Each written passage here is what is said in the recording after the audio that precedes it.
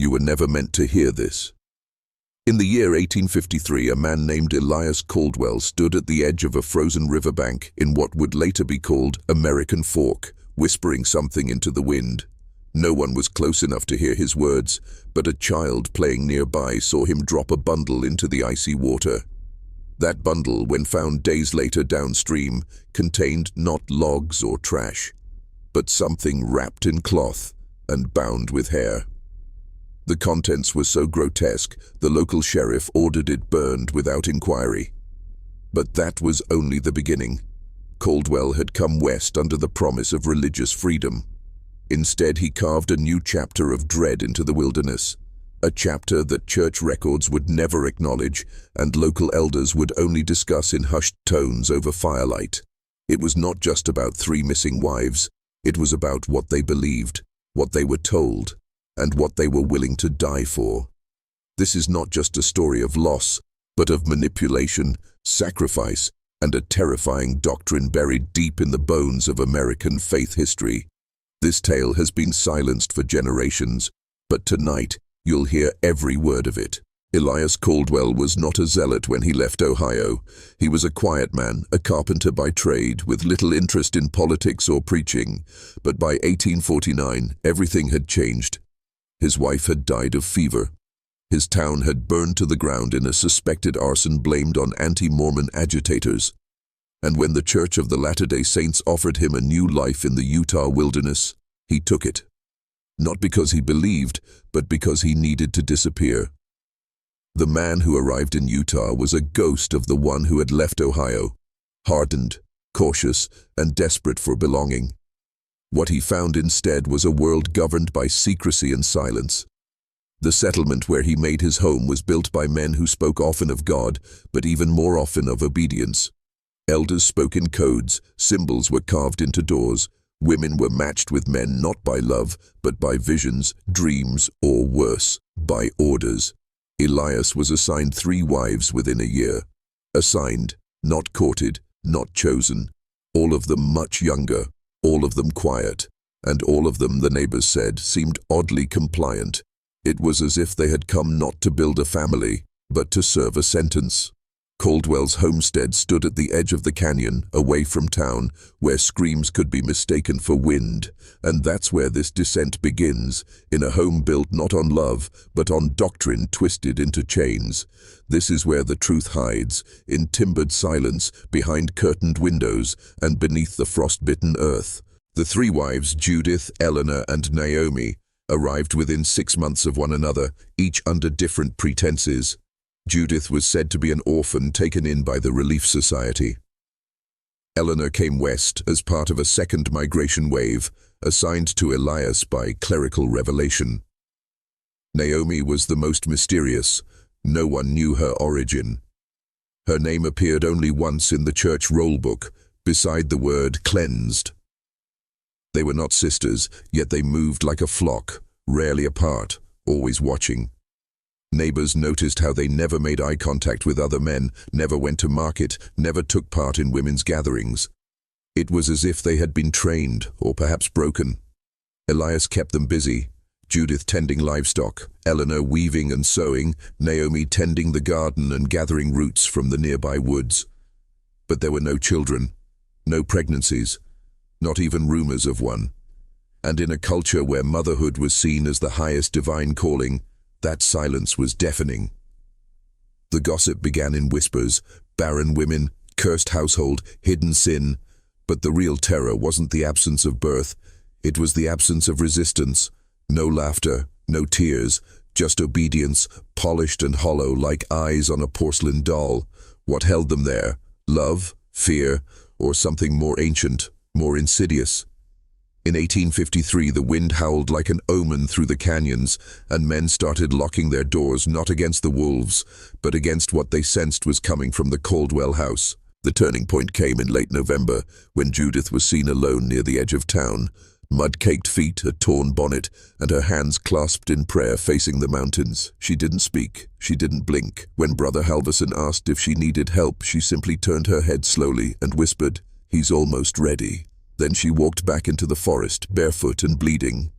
Halverson told the bishop, who dismissed it as a woman's melancholy, but that wasn't the last sighting.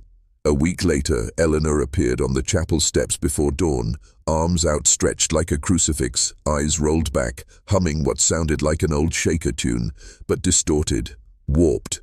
She vanished again before sunrise. Rumors exploded. Some said they were possessed. Others believed they were vessels for prophecy, but the ones who had seen Caldwell recently described something more disturbing. He had stopped speaking entirely, just watched, measured, like a man listening for a frequency only he could hear.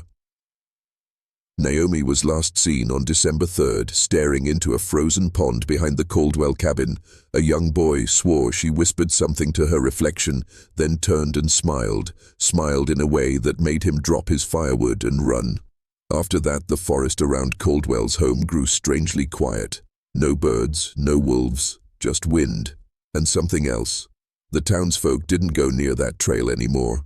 They knew deep down that whatever was happening inside that cabin wasn't just madness, it was a ritual, a preparation, a reckoning in progress. It was December 10th when the silence broke, shattered by a scream that tore through the canyon just before dawn. Not an animal, not human either, something in between. Several townsfolk heard it, but none dared go looking. That same morning, thick smoke rose from the chimney of the Caldwell house for the first time in weeks. The bishop sent a messenger to check on them, a 15-year-old boy named Caleb, who returned hours later, white as snow, eyes sunken, lips sealed shut. He never spoke again. His mother said he refused to eat for days, only muttering one phrase in his sleep: "They opened the book." That night, lights flickered across town, oil lamps dimmed without wind, and livestock refused to enter their barns. A local widow claimed she saw Caldwell walking through the orchard at midnight, shirtless in the snow, holding a book close to his chest and whispering to it like it was alive. When she called out to him, he turned, not surprised, not afraid, but glowing. His skin, she said, looked like polished ash. The bishop convened a quiet council the next day, swearing all present to secrecy. They feared madness. They feared sorcery. But most of all, they feared exposure. The church could not risk another scandal, not after Missouri, not after Nauvoo. So they sent 2 elders to visit Caldwell's homestead with the hope of bringing him in quietly. But they never made it to the front door. Their tracks led to the porch, then came to a stop, as if the earth had swallowed them whole. The snow fell again that night, heavy, relentless, and red-stained by dawn. The town entered a fast. But what they prayed for was not mercy. It was protection from whatever had been invited in. The fast lasted 7 days. No meat, no dancing, no scripture readings outside the approved hymnal, no mention of the name Caldwell.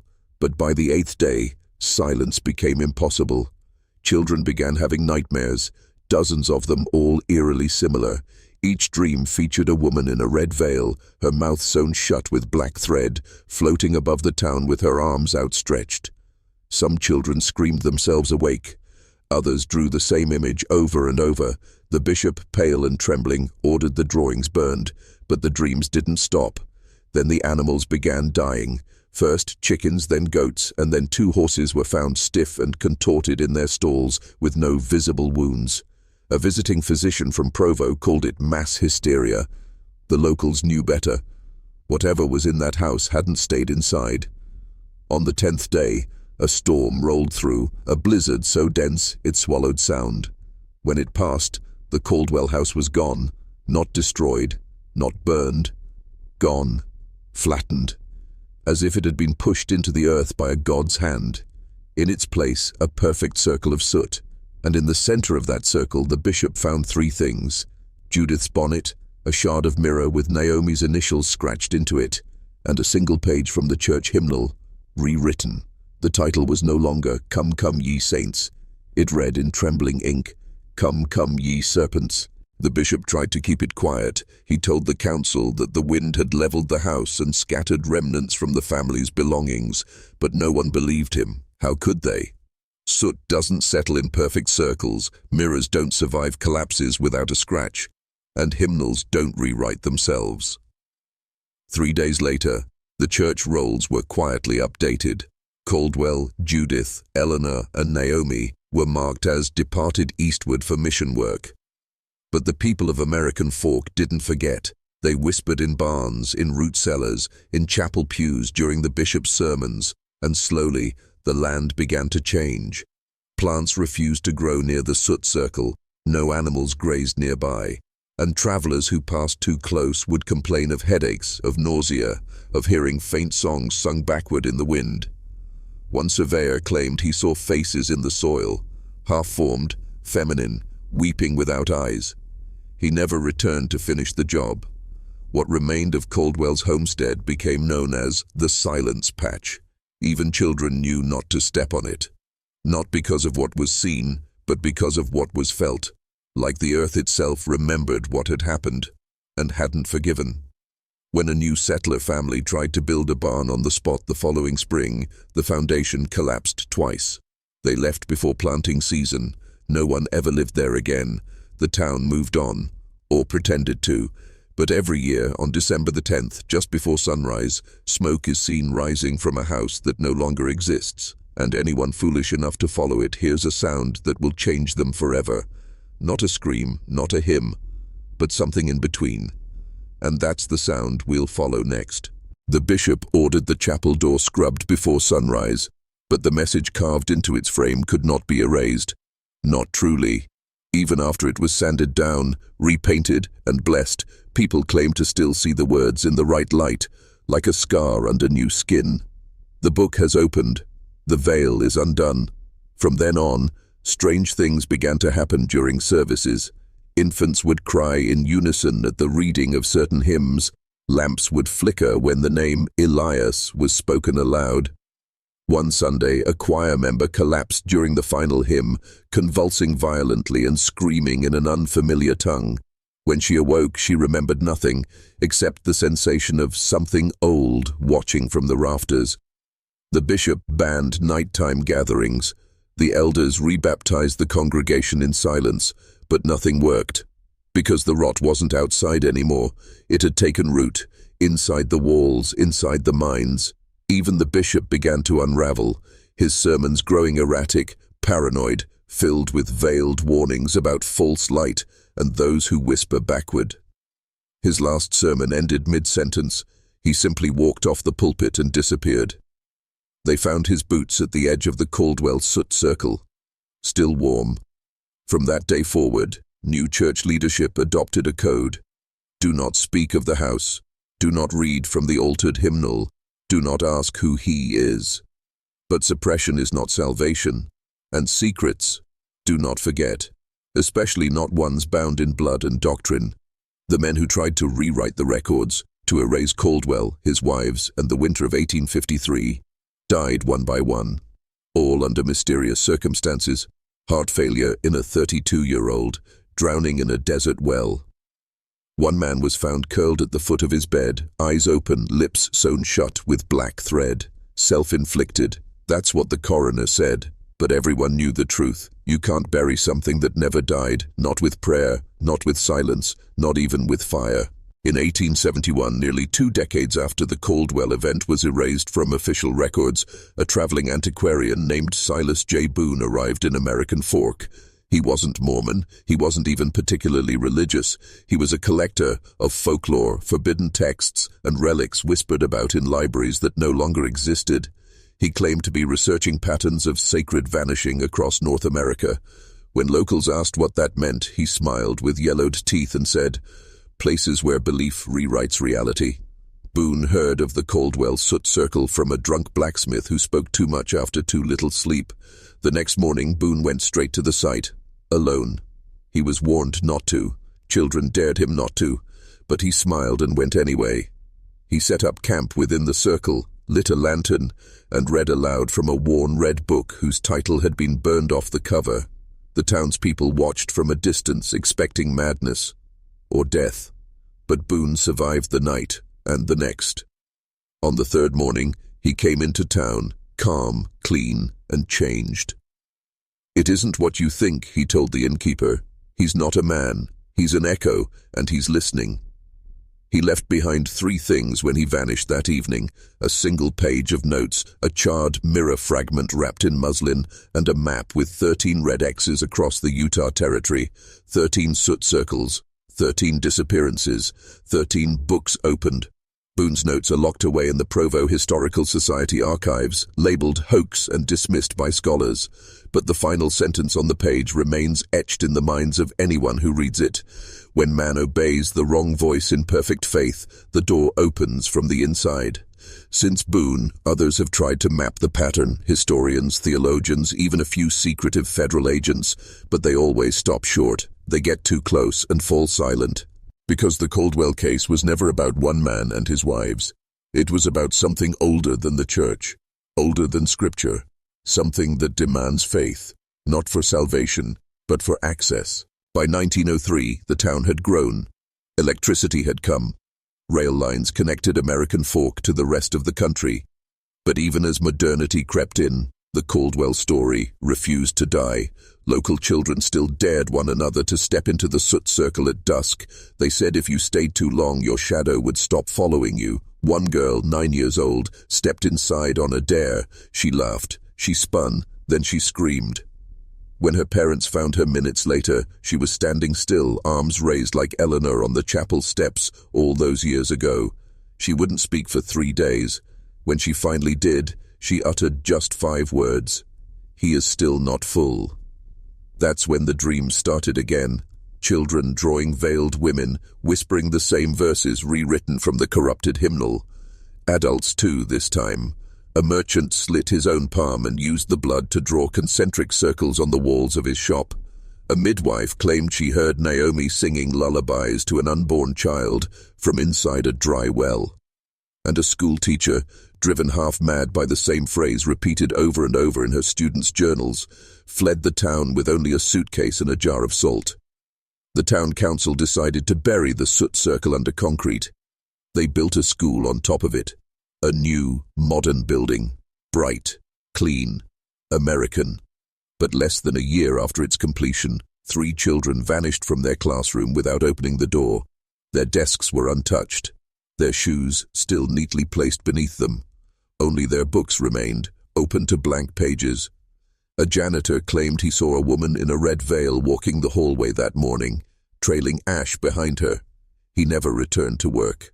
No bodies were ever found. The school was renamed. The incident was rebranded a clerical error, but the concrete still cracked in a perfect circle every spring thaw, and the teachers, they all reported here, humming beneath the floorboards, a slow, rhythmic tune, like an old hymn played backwards. And now, before we continue, I want you, the one listening, to prove you're not afraid of truth. If you've made it this far, comment below. The book has opened. The veil is undone. Say it again. Write it twice. That phrase is now part of your memory, and maybe more. It wasn't just American Fork. That's what the records won't tell you. That's what the elders denied even as they locked their archives with triple seals. After the Caldwell incident, similar patterns began to emerge, quietly, subtly, across the Utah Territory. In Lehi, a man named Amos Thatcher vanished after claiming his root cellar had started whispering scripture at night. In Alpine, a midwife delivered a stillborn child with fully developed teeth and fingernails etched with symbols not found in any known language. She disappeared 2 weeks later. Her diary, recovered from a dry creek bed, contained only one phrase written over and over. Faith is the door, doctrine is the key, but belief is the blood. By 1910, church cartographers stopped updating certain maps. They claimed it was due to terrain shifts, but insiders knew the truth. Those areas were marked. Land where fires wouldn't burn right, where animals refused to breed, where people aged strangely fast, or didn't age at all. Elders created a secret classification, doctrine inversion sites, places where the original spiritual energy had been corrupted, reversed, where belief systems bent inward and began feeding on themselves. Caldwell's homestead was labeled DIS number 001. The soot circle was never officially mentioned, but every church historian knew what it meant. And those 13 red X's Boone had marked, they aligned with the earliest plural marriage settlements, and every one of them had a story. A disappearance. A fire. A silence too complete to be natural. You see, this isn't about one man losing his mind. This isn't about heresy or apostasy or some isolated madness. This is about spiritual infrastructure, blueprints beneath the faith that were never meant to be activated. But Elias Caldwell did something very few men ever do. He believed perfectly in something that wasn't God. And that opened a door. The question isn't what happened anymore, it's what was let through. Because once you invert a doctrine, once you offer obedience to the wrong source, you don't get thunder or wrath, you get patience, you get silence, and then one day you get an echo calling back. Echoes. That's the word Boone used again and again in the few surviving pages of his redacted journal. He wrote of voices that didn't speak to him, but through him, like a wind that used his own breath to murmur forgotten names. He believed that the original hymns, the sacred songs sung by pioneers in desperate faith, had mathematical structures that mirrored ancient invocation rites. Not Mormon, not Christian, older. He called it the doctrine of harmonic blood, a theory that suggested certain vocal patterns, when sung in perfect faith and fear, could warp the space between belief and manifestation. In other words, sing the wrong words with enough conviction, and something answers. Boone believed Caldwell had discovered a broken version of this, not by study but by accident, by isolation, by grief, and most dangerously, by blind obedience. The man had followed every commandment, every priesthood order, every unspoken rule, but had done so with his eyes shut and his ears open to anything that called itself divine. Somewhere in that canyon home, Caldwell had shifted from follower to vessel. The book the boy Caleb mentioned? It wasn't a book of spells or satanic verse.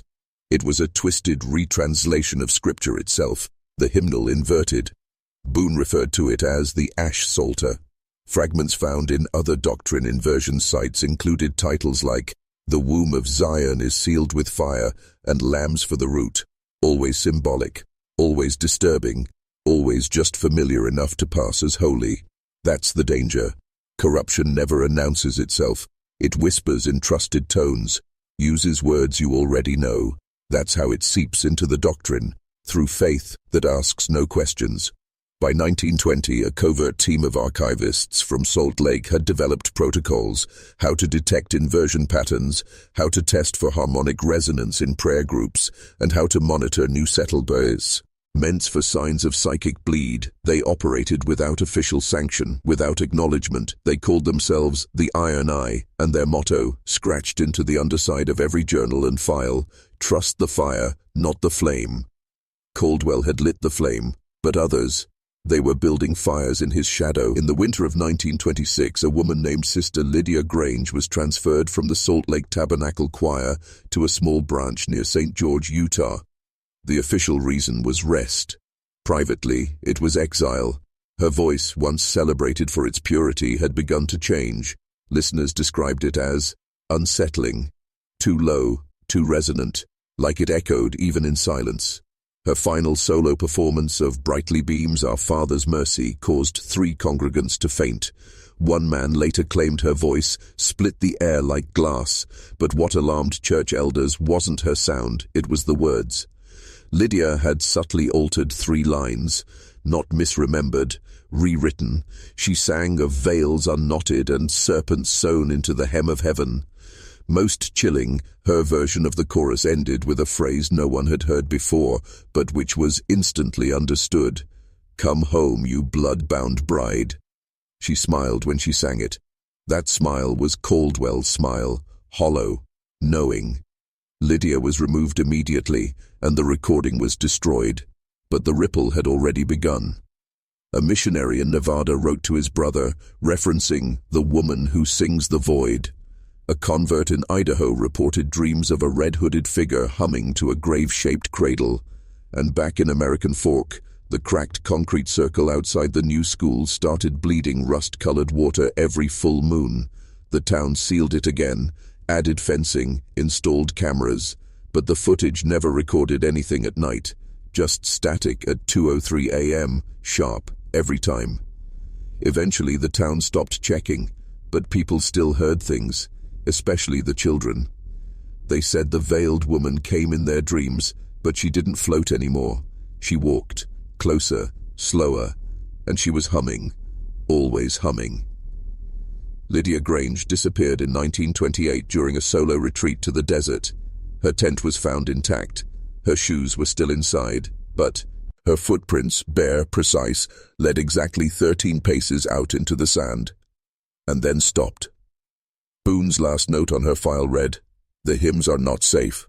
There's something about sacred music that bypasses reason. Words alone can be doubted, questioned, even mocked. But a hymn, sung in unison, with trembling breath and closed eyes, slips under the skin. It embeds, infects." That's why Caldwell began with music. That's why the ash psalter matters. Boone's recovered fragments revealed more than just corrupted lyrics. They revealed structure. Each passage formed a cycle. Verse, chorus, verse, inversion, echo. The echo was the key. It reversed the cadence, turning worship into summoning. Boone believed the original purpose of certain hymns wasn't praise, but containment. The saints had inherited songs far older than Christianity, repurposed them to keep things inside, to bind them. But when someone like Caldwell sings them wrong, in faith but without truth, the seals rupture. Boone detailed one chilling experiment. In 1932, near Cedar City, a group of rogue INI archivists tested one of the inversion fragments in an abandoned schoolhouse known for unexplained fires. They sang just 2 verses from a hymn labeled "The Ninth Key of Silence." Within minutes, every window shattered inward, not outward, inward. One man went blind, another suffered massive internal bruising with no external force. The building collapsed 12 hours later without a sound. The site was quietly bulldozed and rezoned as farmland. No crops have grown there since. Locals call it Dead Row. The danger isn't just that these inversion hymns open doors, it's that they awaken memory. Boone warned that the human soul is more archive than entity, stamped with layers of inherited resonance. And when a corrupted hymn hits the right frequency, it doesn't just summon the outside, it reactivates something inside you, something ancient, something obedient. He wrote, "We're not singing to them, we're singing them back into ourselves." This isn't about ghosts, it is about permissions. About what we allow in when we believe without knowing, repeat without understanding, and praise without discernment. So if you've ever heard a hymn in a dream, if you've ever woken up humming something you don't remember learning, if you feel like some notes sit too deep in your chest to just be sound, you're not alone. You've already started echoing.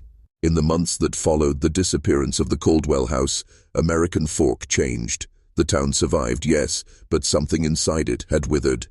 The chapel's bell began ringing at odd hours. Gravesites shifted. Tools rusted overnight. But more disturbingly, people began hearing singing. Faint, feminine, always at night, always coming from the place where the house had stood. Elders forbade anyone from going near the scorched circle, but thrill-seeking youths ignored the warning. Those who crossed its border returned, changed. One boy, aged 16, was found wandering 5 miles south, his clothes torn, his eyes milky white, whispering, "The Red Bride is watching." A girl, barely 14, walked straight into the bishop's study and began reciting scripture backward, line by line, without ever opening a book. She collapsed moments later and never woke up. Her autopsy revealed scorched lungs. The church's response was swift and final. That spring, a crew of 5 trusted men paved the entire area in thick concrete. They did it in one night, without ceremony or prayer, and none of them ever spoke of what happened during those hours. But something must have gone wrong, because to this day, over a century later, every winter cracks appear in that slab. Just one, always in the same shape, a circle, wide and deep. Locals have tried filling it, sealing it, blessing it, but the crack returns every single year. Boone, the archivist who tracked these events for decades, believed the site was a breach point, not a haunting, not a curse, a hole, a thin place between what is and what was supposed to stay buried. He claimed Caldwell's rituals had inadvertently echoed something older than the desert itself, an abandoned covenant, he called it, a failed pact between early settlers and something they tried to bind with hymns and sacrifice. When that binding failed, what remain. It wasn't just memory, it was invitation. And here's where I need you to act.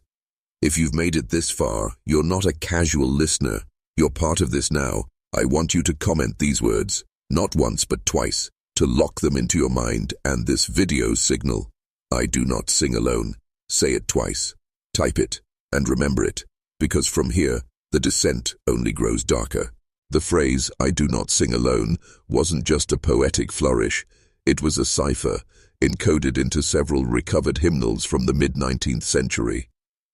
Boone discovered this after acquiring a defaced copy of the Deseret Sacred Songbook from an estate sale near Bountiful. Inside, every instance of the word praise had been crossed out, replaced by a single recurring character, a jagged vertical mark, a scratch almost, one that, when mapped across all pages, formed a sigil. Boone called it the harmonic wound. It matched a design found etched under the floorboards of the original Caldwell home, documented in a sheriff's sketch that had been sealed in a locked archive box for 70 years. The wound wasn't a signature. It was a key, a permission. When sung, not spoken, but sung, this sigil created what Boone called harmonic convergence with the other choir.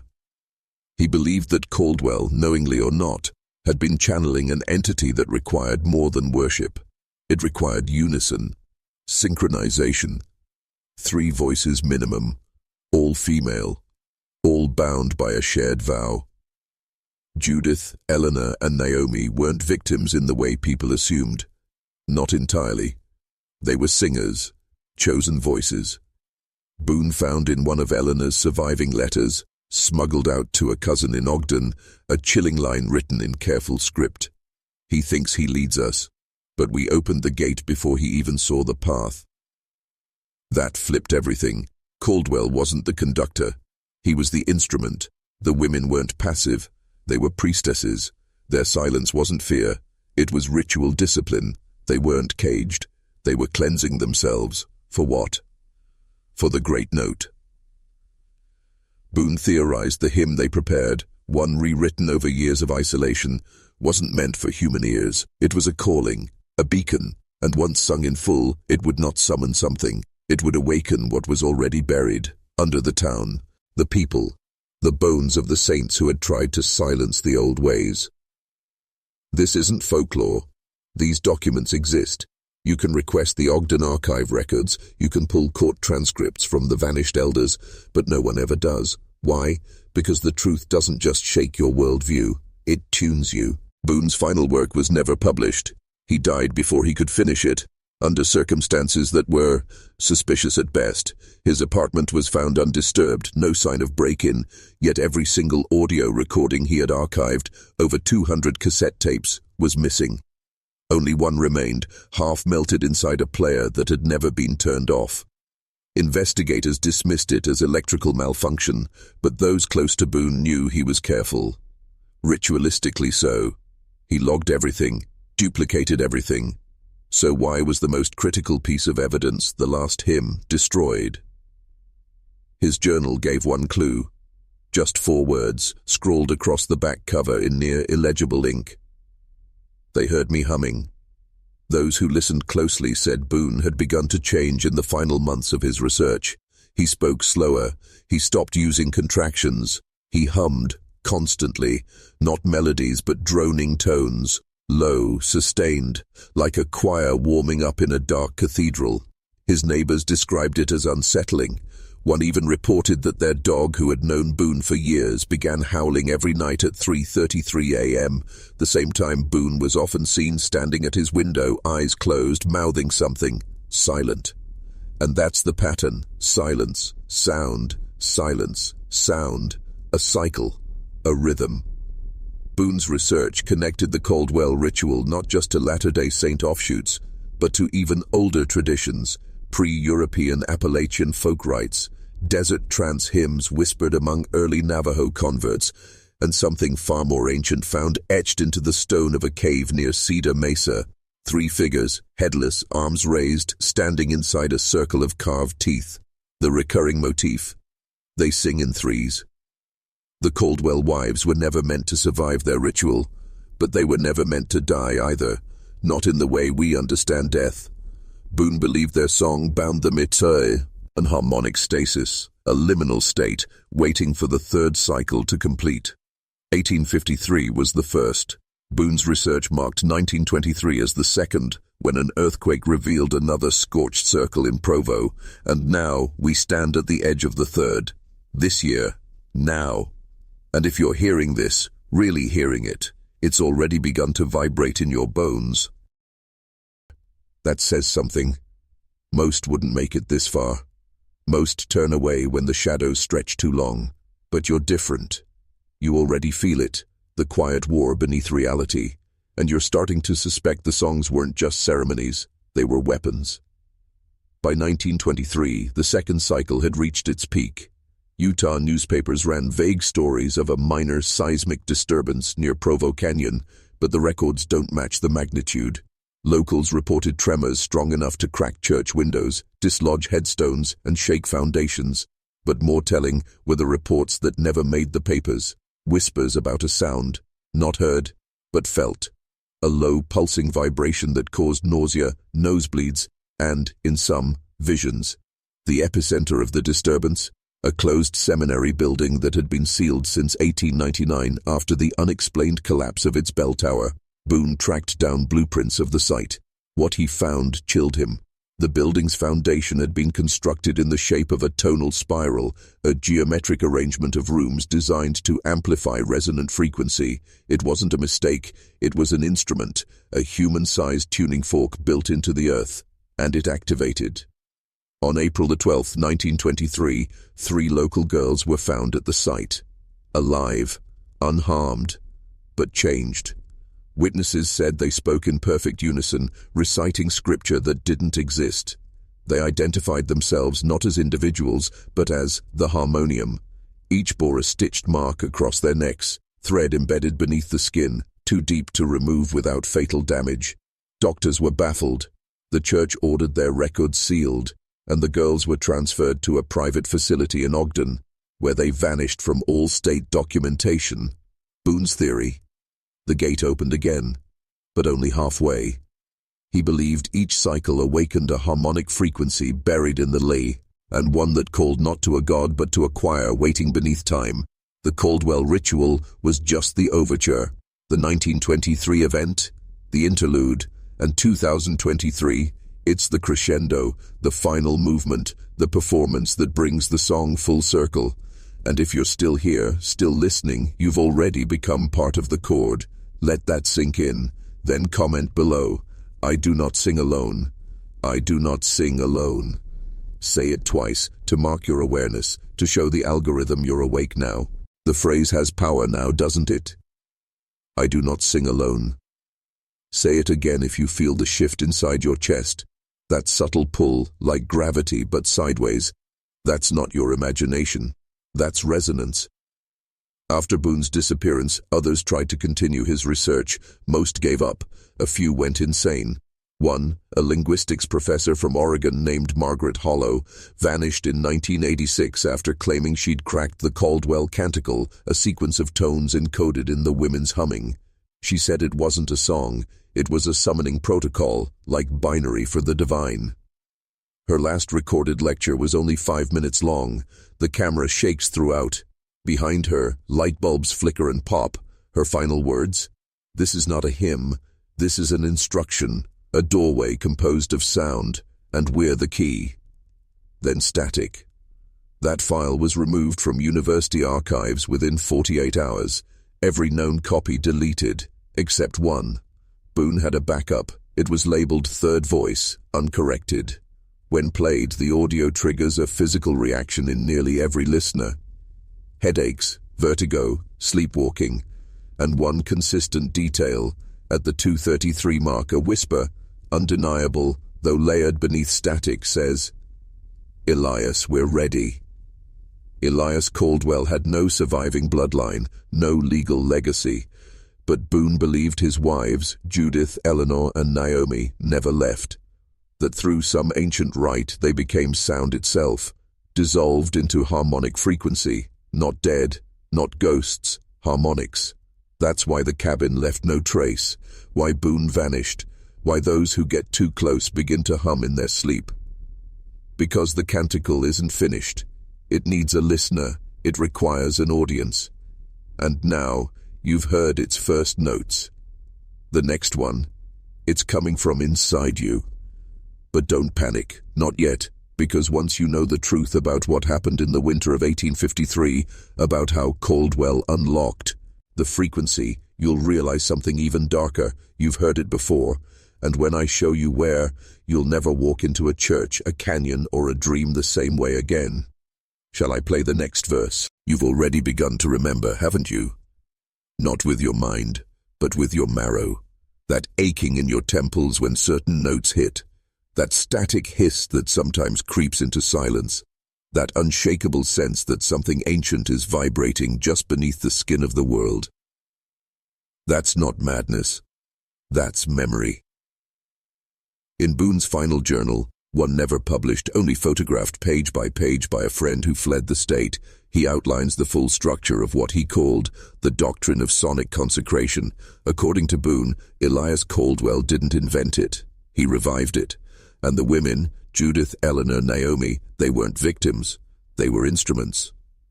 Boone's notes reference ancient Sumerian tablets describing the wives of the cord, women chosen for their resonance, not their beauty or birth. Each represented a different tonal root, low, middle, high. They were taught breath control, silence, discipline, and something called binding harmony, a physical fusion between flesh and frequency. When united under a consecrator, usually male, they became a living trinity of tone, capable of summoning the listening ones, not gods, not demons, but watchers, older than time, hungry for harmony. Caldwell, according to Boone, didn't kill his wives. He tuned them. He used prayer as pacing, hymns as scaffolding, blood as resonance dampener. Then, once the voices were aligned, once their frequency matched his, he opened the cord. The scream that split the canyon. That was the moment of harmonic convergence, a frequency so pure, so ancient, the land itself recoiled. That's why the soil turned black, why the house vanished, why Boone later wrote, "The sound doesn't end when the singers die. It only decays until someone remembers the melody." Which means this.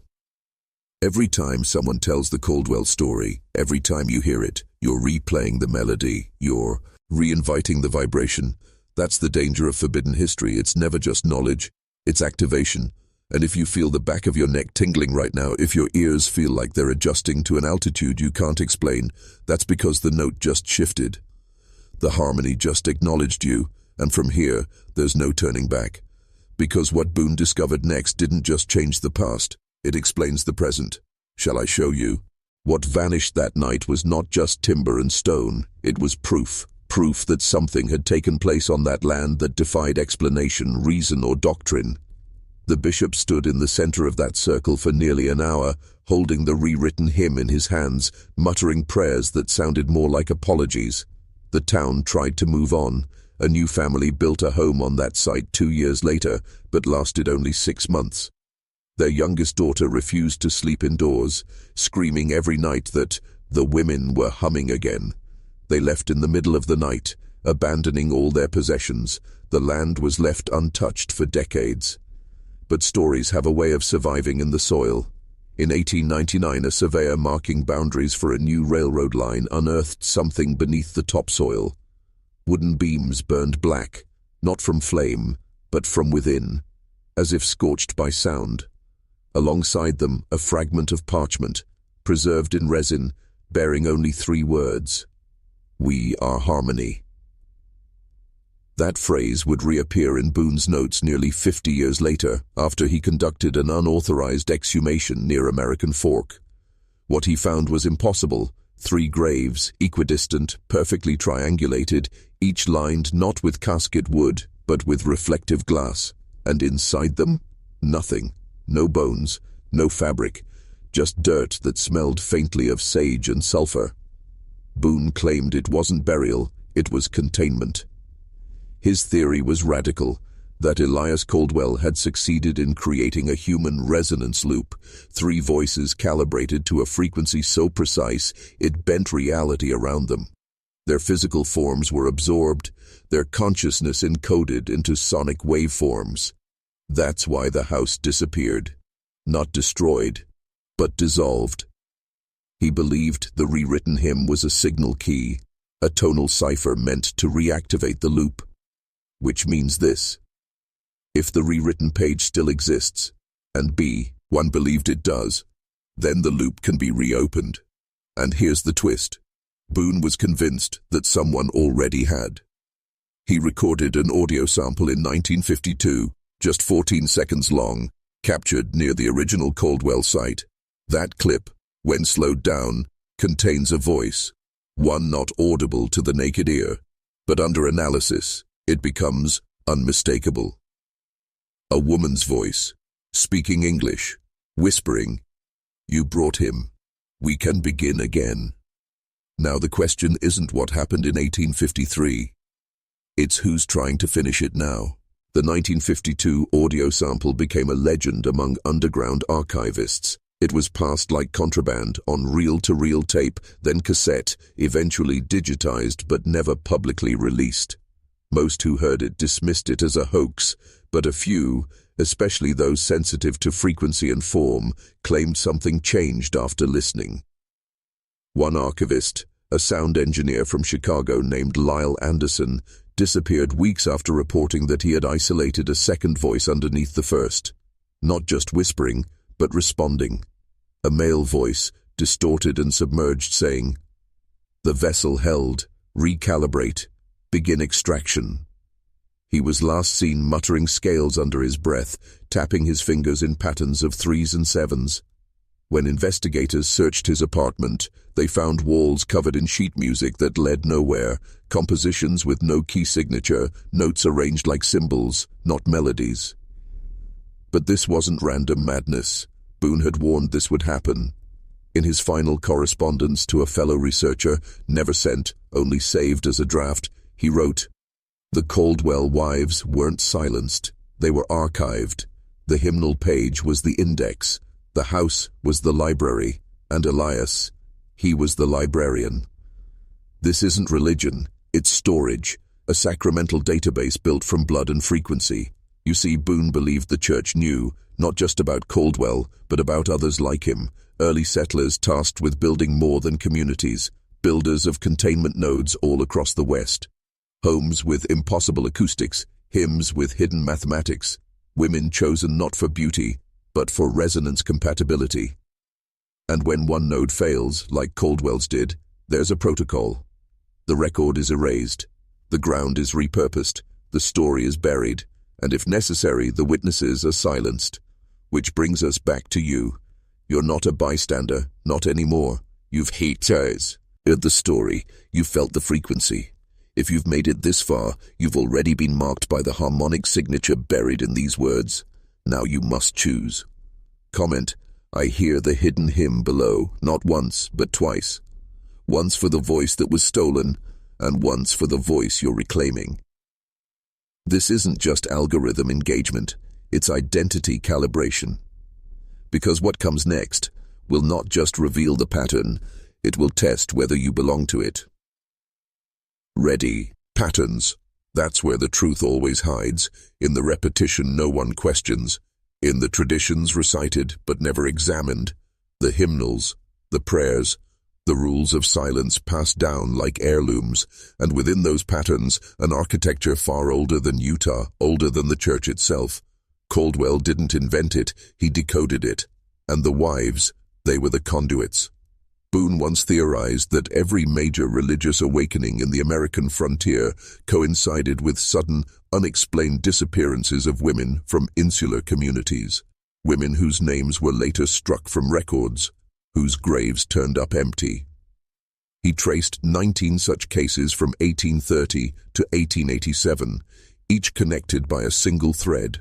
A man of humble means, suddenly consumed by divine instruction, isolated geography, and a rewritten sacred text. Caldwell was the most famous, but he wasn't the first. There was Josiah Greeley in Nevada, who claimed he could sing "Open the Veil." There was Abram Tunnel in Idaho, whose daughters were all said to have gone east in the dead of winter, just like Caldwell's wives. But Greeley's church burned. Tunnel's land was swallowed in a landslide. And the only evidence that remained in both cases were song fragments, scratched into walls, carved into stone, left behind like breadcrumbs. The same melodic sequences, always the same cryptic notations: serpents, veils, vessels, harmony. Boone's final warning was that these men weren't just deluded, they were part of a blueprint.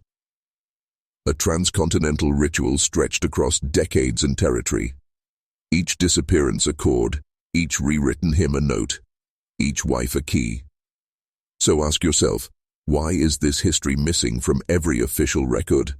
Because if it's true, it means the most sacred movements in American frontier religion were never about salvation. They were about access. To what? Boone dared not finish that question. His last audio journal ends with a single phrase repeated over and over, his voice breaking, reduced to a whisper. "They're tuning us. They're tuning us. They're tuning us." And now you know, not all prayers are meant to be answered. Some are meant to be played.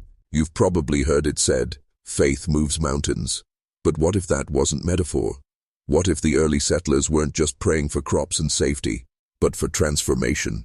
Boone's notebooks uncovered sketches of the Caldwell homestead's original layout, carefully measured angles, window placements aligned with solstice shadows, hearths positioned with eerie precision. It wasn't a house, it was a resonator. The women were not random. Judith, Eleanor, Naomi, each carried a tonal signature Boone claimed could be traced back generations. Voice prints, ancestral resonance profiles passed through bloodlines. Boone called them living frequencies. He believed the church had access to these profiles. That's why wives were assigned, not out of matchmaking, but because their voices matched the architecture, their bodies were instruments, their obedience ensured harmonic purity, their suffering, it was the fuel. And Elias Caldwell was the conductor. You see, Boone's recordings, dozens of them, contain layers of sound beneath the static, buried rhythms, vibrations, some so low they only appear on magnetic tape, not digital files.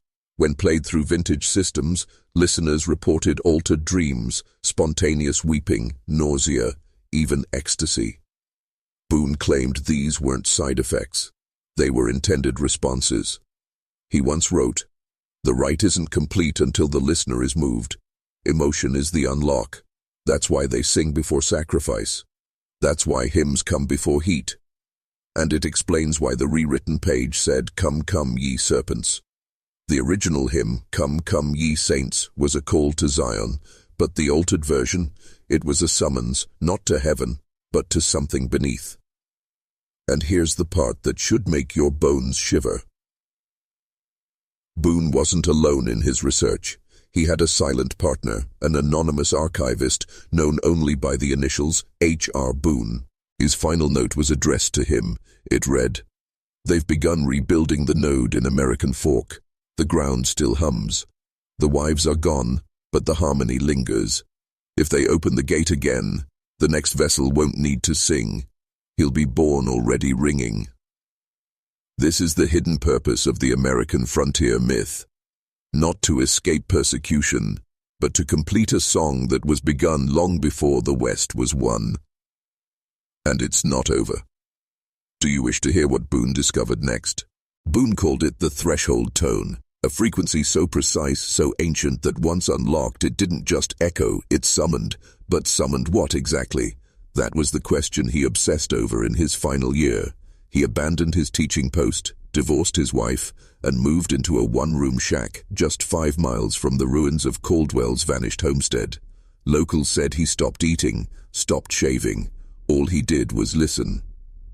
With modified phonographs, geophone arrays, and salvaged church pipe organ parts, Boone spent weeks recording the soil, not the wind, not the birds, the ground. He believed the land around Caldwell's property still remembered the ritual.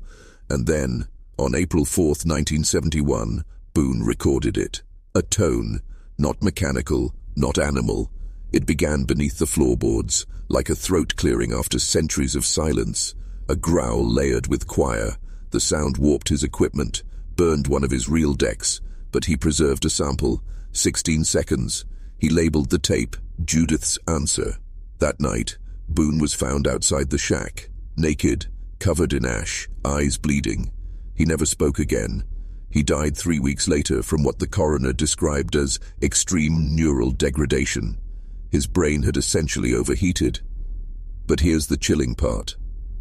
On the inside of his shack's walls, Boone had written the same phrase over and over again, in soot, in blood, in carved grooves. The third voice is neither man nor woman. The third voice is the gate. He believed Judith, Eleanor, and Naomi were never meant to speak alone. Their voices were designed to merge, a trinity of tones to produce one unnatural chord, the third voice. Boone feared it wasn't just ritual, it was reconstruction, a rebuilding of an ancient communication line, older than any doctrine, buried beneath centuries of silence. One that, once restored, could be activated through sound, and the Caldwell hymn wasn't the only rewritten one.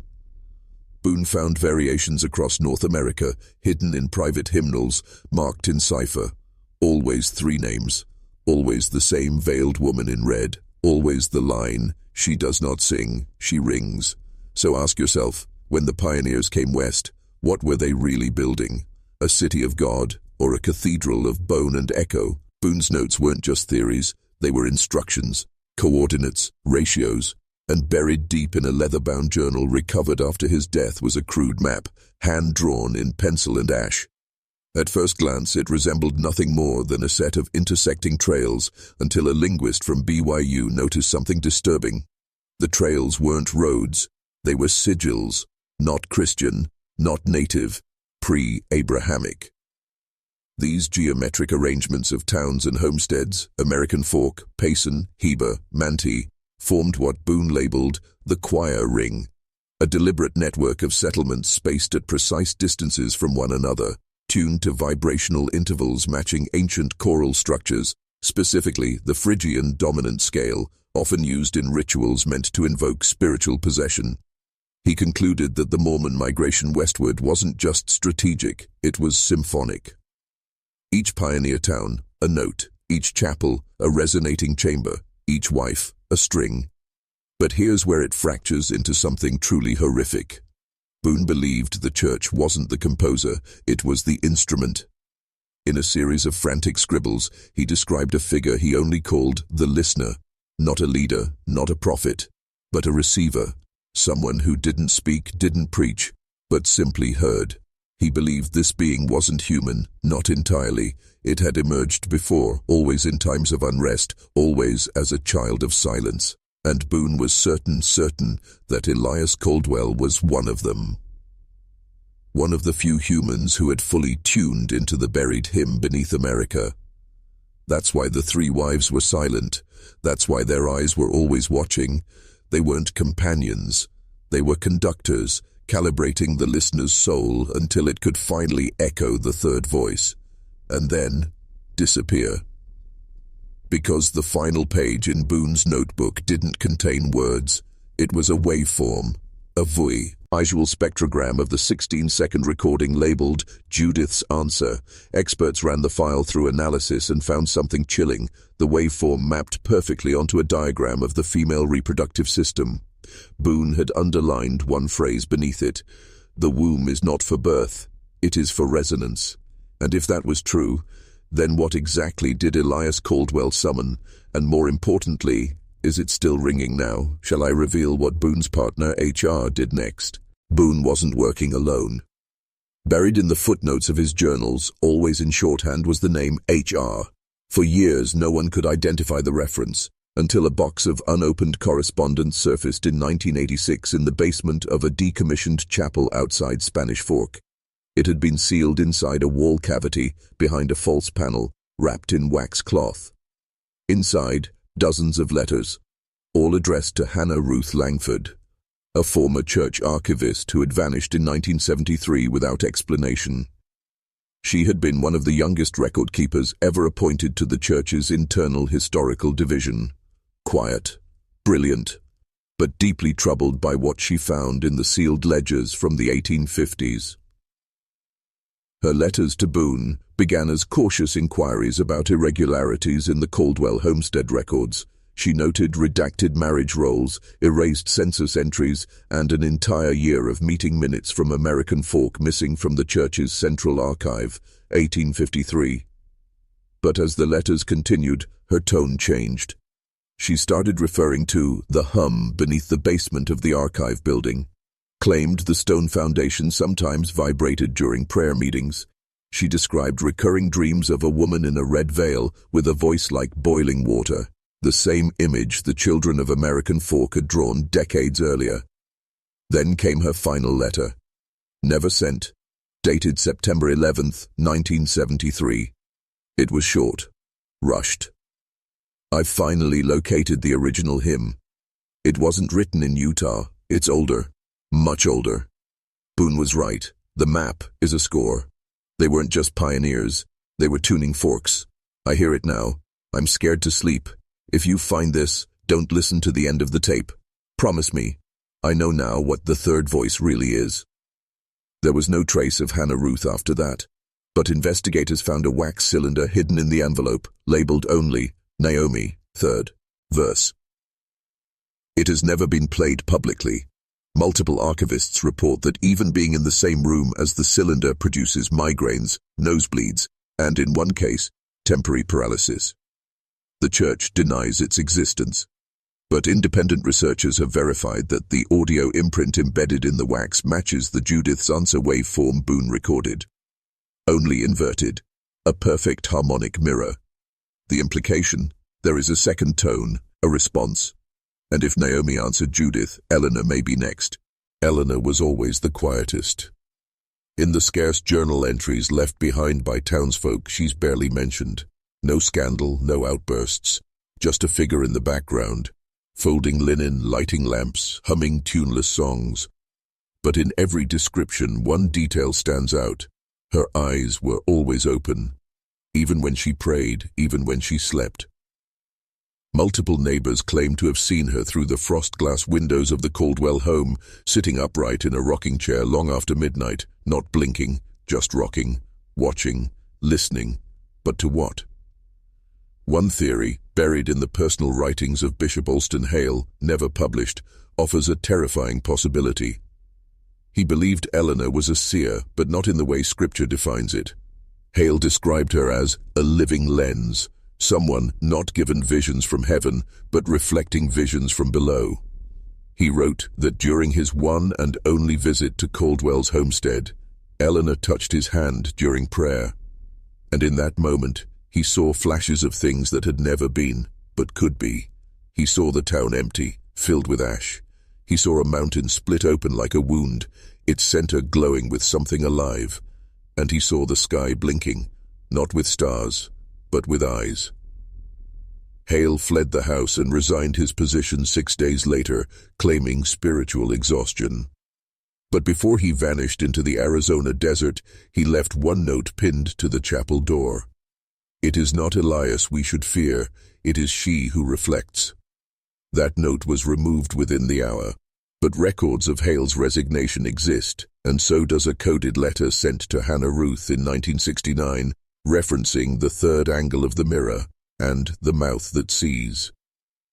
Researchers now believe Eleanor may not have disappeared like Judith and Naomi. They believe she never left.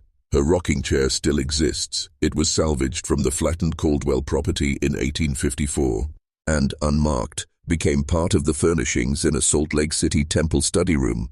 Maintenance staff have long reported odd incidents, lights flickering, hymnals rearranged, whispers caught on security recordings. And every year on the night of December 3rd, the chair rocks on its own, for hours. Back and forth, always facing east, as if awaiting a sound, a summoning, or an answer. There's a hymn no one sings anymore. It appears only once in the early Latter-day Saints hymnals, an obscure, hand-annotated edition printed in 1852, known among collectors as the Revelation Draft. Most copies were destroyed during the Great Archive Fire of 1871, but one survived, smuggled into a private collection in Logan, Utah. It resurfaced in 2009 when a dying antiquarian, Henry J. Moss, willed it to his estranged grandson with a warning carved into the wooden box: "Play only if you are ready to forget your own name." The hymn was titled "The Return of the Bride," credited anonymously to E.C. The lyrics, translated from a strange mix of phonetic English and something resembling Proto-Coptic, read more like a summoning than a song.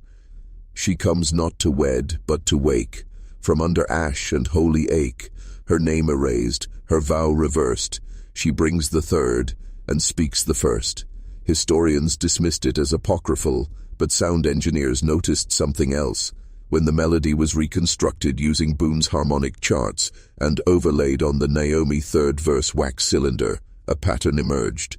The two pieces sync, not randomly, perfectly. Every seventh note aligns, every silence on the wax cylinder is filled by a rising verse from the hymn. Played together, they form a third sound, undetectable to human ears, but captured clearly on spectrograms, a frequency hovering at 19.1 Hz. That number matters. 1 Hz is below the threshold of conscious hearing, but long associated with visceral fear, hallucinations, and grief. It's known in scientific circles as the ghost frequency, often blamed for unexplained dread in allegedly haunted places. But Boone had a different theory. He believed this frequency was not incidental, it was designed, a signal, a lockpick for the human psyche. He wrote that Judith, Naomi, and Eleanor were not just victims or wives. They were tones in a living chord, a trinity of resonance. And when played in sequence, their voices would do more than summon something. They would prepare us to receive it. Whatever it was, Boone refused to name.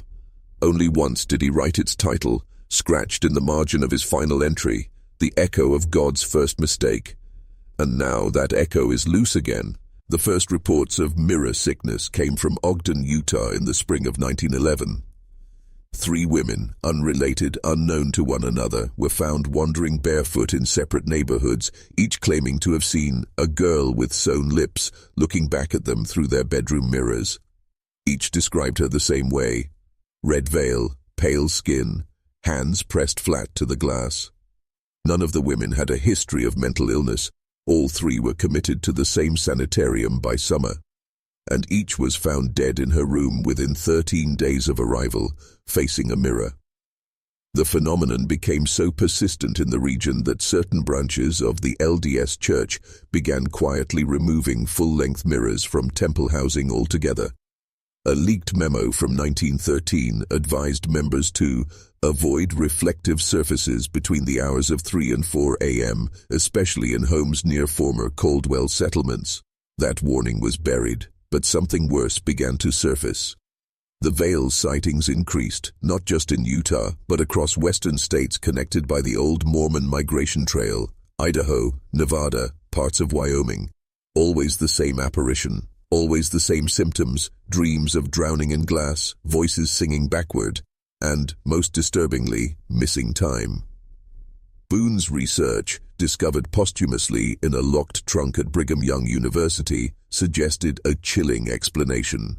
He theorized that the veil was not an entity in the traditional sense, but a mirror-born parasite, a consciousness anchored by sound, fed by attention, and multiplied by reflection.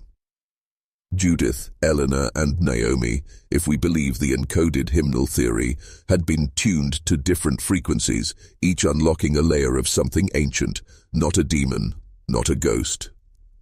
A thought form older than doctrine, designed to survive in symbols, in hymns, in eyes. Boone called it the bride, a being or a system that required no flesh, only agreement, only repetition. "Each mirror is a doorway she doesn't open," Boone wrote. "You do, by looking, by believing, by listening for the wrong sound in the right silence." And now, in a world of screens and reflections, she's everywhere. Every phone, every laptop, every temple window, still veiled, still waiting. And if you've made it this far in the story, you've seen her too.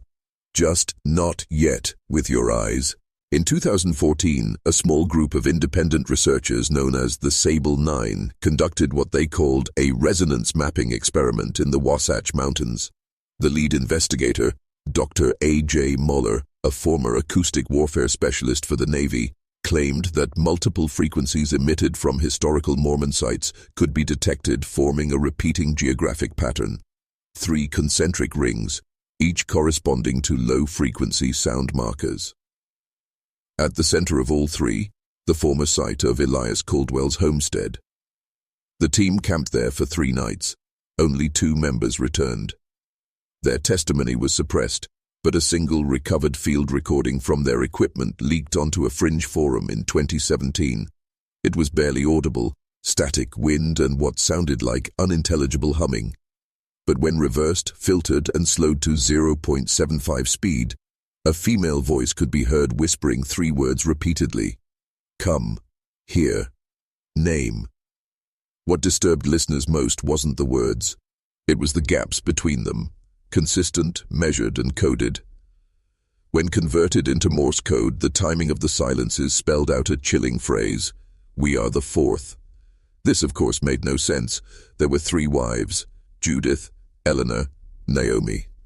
Unless what Caldwell began in 1853 was not a sacrifice of 3, but a birth of 4. The 4th would not be flesh and blood, not a woman, not a person. An idea, a living doctrine, one that could whisper, one that could wait, one that could reflect through every mirror, broadcast through every frequency, hide behind every harmless lullaby and forgotten hymnal. Boone hinted at this in a letter he burned before death, but a copy survived in his notes. When doctrine becomes rhythm and rhythm becomes belief, the idea becomes immortal. The 4th wife isn't a woman, she is the future. If that sounds like madness, ask yourself. Why did the church erase all records of Caldwell? Why were mirrors removed from temple rooms? Why are there frequency-blocking stones embedded in the newest LDS chapels? Because something escaped. Not a person, not even a spirit, but a pattern designed to use us to become realer every time it's remembered. And now you've remembered it. Now listen closely, because this part was never written down. In 2021, a quiet investigation was launched by a former archivist for the LDS Church, whose name I will not reveal out of respect for his surviving family. What I can tell you is this. He found references to a sealed room beneath the original chapel in American Fork, accessible only through an altar mechanism long since dismantled. He went in alone. No camera, no team, just an old map, a flashlight, and a voice recorder he clipped to his collar. What he found has never been officially disclosed, but that recorder was recovered, cracked but salvageable. The audio was never released to the public. But I heard it. Here's what I remember. It starts with footsteps echoing on stone. A door creaks. Then a long silence. Breathing. Then a sound I will never forget. A lullaby. Out of tune. Childlike, but not sung by a child. It grows louder. Layers upon layers of dissonant harmony. And then a voice. Female, but impossible to place in age or origin, speaks 4 words in a language not recognized by any linguist who reviewed the tape. But the voice wasn't speaking the words, it was carving them into the silence. That's what it felt like language had become blade, and reality was being sliced open. Moments later, the archivist begins to scream, not in fear, in ecstasy. He repeats one phrase over and over between cries. She's not in the mirror, she's behind it. And then, static, endless static, until the tape ends with the sound of someone laughing, slowly fading into silence. That archivist was found 3 days later, walking along a remote canyon trail, blindfolded, sunburned, barefoot, and smiling. He could no longer speak, but he could sing. And when researchers analyzed his humming, they found it matched perfectly the waveform pattern of a 19th century LDS hymn, one that had been removed for on the church registry in 1854 and banned from all future publications. Its original name? The bride ascends. Its final line? And all who see her veil shall wear it. You've come this far. You've seen too much to turn back. To anchor your place in this story, type in the comments below, I wear the veil, I wear the veil. This is how we stay hidden from what hunts through mirrors, by naming it first. There's one last thread, pulled from the shadows of the internet, from the margins of history, from the spaces where truth is stored like a curse. Boone's last letter. Recovered from a hidden pocket in his coat after his death, it was handwritten in ink made from crushed berries and bone ash. No one knows why. It was never addressed. No envelope, no signature, just these words, smuggled between time and silence. There is no Caldwell. There never was. There is only the arrangement. Those 5 words rewired how historians, cult researchers, and esoteric scholars viewed the entire case. Because if Elias Caldwell was not a man, but a mask, a role passed on, worn like a priest's robe or a prophet's tongue, then what happened in 1853 was not an anomaly. It was a template, one that repeats, not in fire, but in thought. Every generation, somewhere remote, somewhere cold, someone rebuilds the pattern. 3 figures, 1 speaker, 1 book, 1 ritual, always near mirrors, always with songs. The FBI has quietly tracked over a dozen rural disappearances in Utah, Idaho, and Montana, all linked by a similar anomaly. No physical evidence, just scorched ground, humming noises, and a rewritten verse from an extinct hymnal found near the site. But here's what they don't want to admit. The arrangement is not just repeating, it's evolving. Digital mirrors now carry its voice. Screens, cameras, glass. Every lens an invitation, every reflection a gate. And now that you've heard this story, this arrangement, you are part of it. The idea has seen you, its shape lives in your memory, and memories spread. So remember, if you ever see a woman in your dreams, face veiled, mouth stitched, don't approach her, don't speak, and whatever you do, don't hum. Because if you hum the wrong tune, even for a second, she'll know you remember the words, and she'll come, not to punish, but to complete the arrangement. This story was never meant to be told, but now that it has been, you'll never be able to untell it. So tell me, are you still you, or have you, like Elias, become the voice behind the mirror? I wear the veil, I wear the veil. If you typed it, it's already begun.